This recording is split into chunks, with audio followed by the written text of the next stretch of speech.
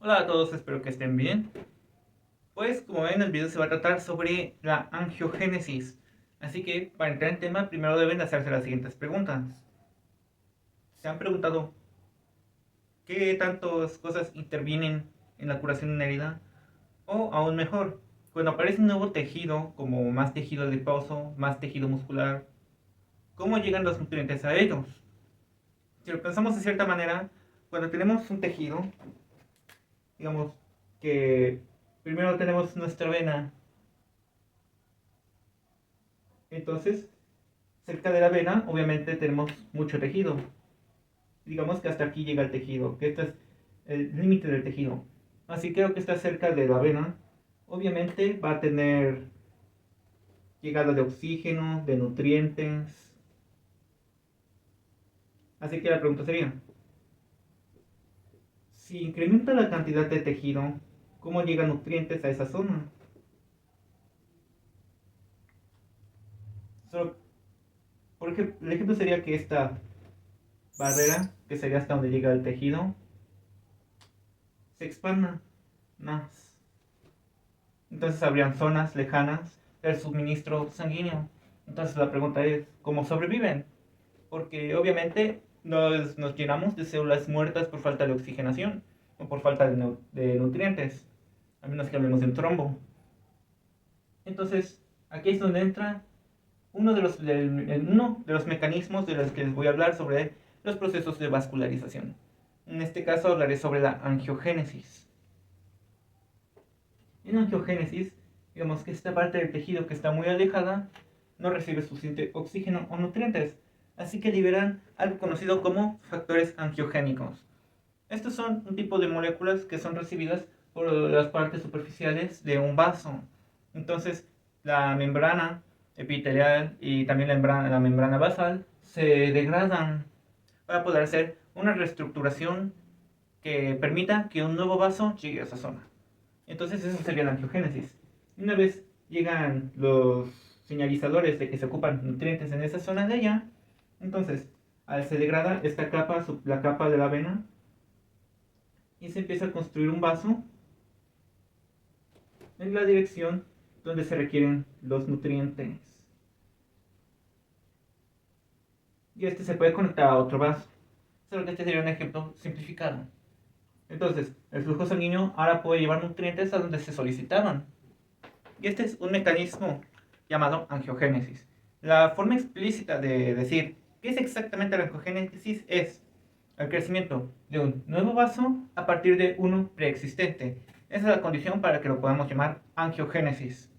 Interesantemente, si buscan sobre esto, van a encontrar mucho tema sobre los tumores. Y tiene sentido, porque los tumores piden mucho oxígeno y muchos nutrientes para poder crecer de la manera desmesurada en la que lo hacen. Entonces liberan factores angiogénicos que también hacen que crezcan varios vasos hacia el tumor para alimentarlo. Y esto puede aumentar la probabilidad de metástasis. También intervienen las heridas. Se hace una herida en la capa superficial. Este, bueno, ya saben lo que pasa en una herida, pero la cosa es que normalmente se nos dice que son solo las plaquetas las que hacen un tapón y hacen que ya no siga saliendo sangre y gracias a las plaquetas se regenera esa parte. Pero la angiogénesis está involucrada donde se genera una herida, se empiezan a generar pequeños vasos que van hacia la herida y ayudan a que ese lugar se cierre. Entonces uno dice, entonces, ¿por qué no quedan pequeñas venas en ese lugar? Y es porque son disueltas, porque así como hay un mecanismo para que crezcan nuevos vasos, también hay mecanismos para degradar vasos innecesarios. Así como hay mecanismos que incentivan la generación de nuevos vasos, hay mecanismos que hacen que dicen alto. Otro mecanismo es la vasculogénesis. En este caso no se los voy a poder dibujar, pero básicamente implica lo siguiente. No tienes venas. Y tú te quedas, ¿qué? Porque eres un embrión. Ok, también ocurre en la adultez, pero el lugar principal donde se da la vasculogénesis es en la etapa embrionaria. Entonces, a partir de algo conocido como células precursoras, se genera una primitiva red de vasos sanguíneos. Entonces, a partir de esta primitiva red, entonces otros mecanismos como la angiogénesis se encargan de la generación del resto de vasos sanguíneos junto con otros mecanismos que les voy a decir. Este mecanismo es conocido como intussuscepción. Y este mecanismo básicamente hace esto. A partir de un vaso sanguíneo preexistente, este se divide en dos. Ok, esta es una representación un poco regular, pero da la idea de lo que ocurre. El vaso sanguíneo se empieza a dividir generando otro vaso. Simple. Luego tenemos un mecanismo llamado elongación. Digamos que esto sería un músculo. No vamos a definir cuál. ¿Y qué pasa una vena? Ya vieron por qué es irrealista. Pero bueno, sigamos. Esta vena no lleva suficientes nutrientes a la parte de acá, pero también tiene que seguir manteniendo acá. El mecanismo anterior de la angiogénesis sería muy bueno, pero en este caso voy a representar, tal vez no de la mejor manera, pero una representación, una idea de qué es lo que hace el mecanismo llamado elongación. El mecanismo de elongación es un tipo de remodelación sanguínea que lo que hace en combinación con otros es lo mismo, llevar nutrientes a donde antes no llegaban. Así que si antes tenemos esta vena recta, esta puede deformarse y junto con los otros mecanismos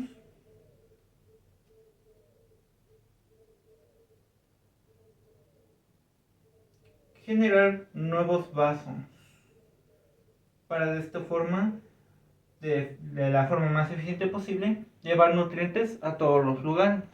Así que como resumen, tenemos que los procesos de vascularización empiezan desde que se es feto con un proceso llamado vasculogénesis. Este, a partir de un tipo de célula precursor, genera un tipo de sistema circulatorio primitivo. Entonces, a partir de esto, otros mecanismos como la elongación y la angiogénesis generan el resto de vasos. Además de esto, también se pueden observar otros procesos como la intussuscepción, aunque el más común de observar es la angiogénesis, especialmente en etapas adultas. Este interviene en muchas cosas, ya sea en reparación de vasos sanguíneos, reparación de heridas, cicatrización. También interviene en la oxigenación de un nuevo tejido. Si obtienes más tejido adiposo o muscular, pues la angiogénesis se encargará de generar nuevos vasos sanguíneos que lleven más nutrientes y oxígeno a esos lugares. Pero también tiene su pero, y es los tumores. Y sí, los tumores piden mucho oxígeno y nutrientes, entonces por tanto liberan los factores angiogénicos que hacen que crezcan, como adivinaron, vasos sanguíneos hacia ese lugar. Y ahora que está un punto que no aclaré y lo dejé para el final. ¿Por qué ocurre? ¿Por qué dije que esto puede ayudar al tumor a metastizar? Volvamos al pizarro. Entonces, en este diagrama tenemos problemas.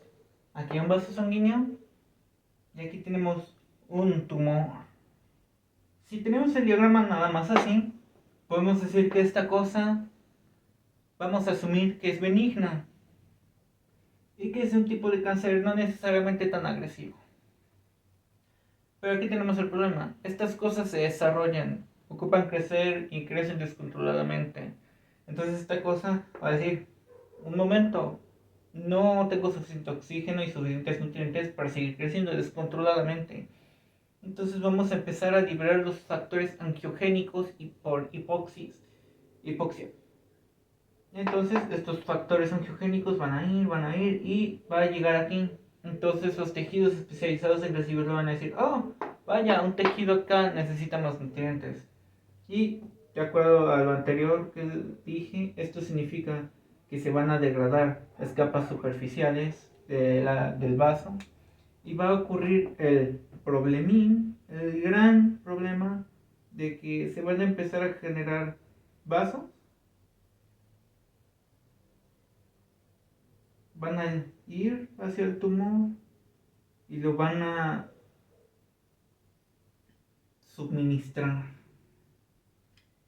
Y aquí está el mayor problema de que ocurra eso. No solo es el hecho de que el tumor va a crecer más. Así que ya también dependiendo de su región puede generar más o menos daño. Sino que también está el problema de que, bueno, esta cosa entró a un tumor y tiene células cancerosas. Entonces, hay el pequeñito problema de que esas células pueden infiltrarse en el torrente sanguíneo. Entonces, un poco de esas malditas células cancerosas pueden aprovecharse ya sea del sistema linfático o en este caso del sistema circulatorio para esparcirse. Un proceso conocido como que ha metastizado. Entonces, una vez que se implantan más tumores por ahí, el desastre está servido. Bueno, eso sería todo. Pero antes de irme, bueno, en el siguiente video les explicaré por qué hago tan pocos videos y algunos chistes, entre comillas, porque iba a incluir bromas aquí, pero la verdad es que me dan flojera. Qué gracioso, ¿no? Hacer unas tomas extra me es más desesperante que hacer una investigación de varias semanas sobre un tema y luego simplificarlo al extremo y omitir muchísimo. Bueno, hasta la próxima.